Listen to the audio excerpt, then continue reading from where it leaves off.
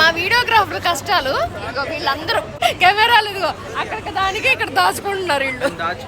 దాచుకోండి. అదే ఎవ్వరో అంటుంటే విన్నాను, పెళ్లి ఫోటోలు తీయడానికి అంతెందుకు అని.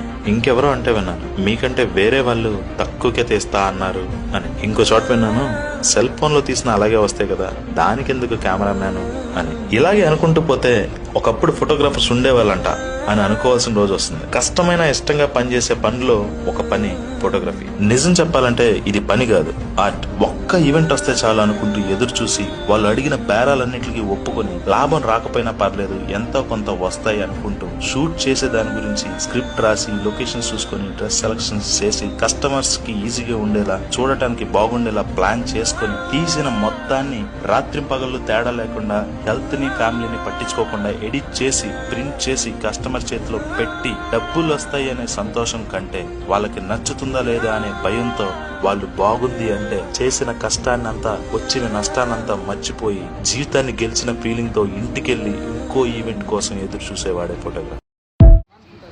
ప్రమాణ్ గుంటూరులో ప్రమాణ్ ఫోటోగ్రఫీ సూపర్ గా తీస్తున్నారు. మీరు కూడా ట్రై చేయండి.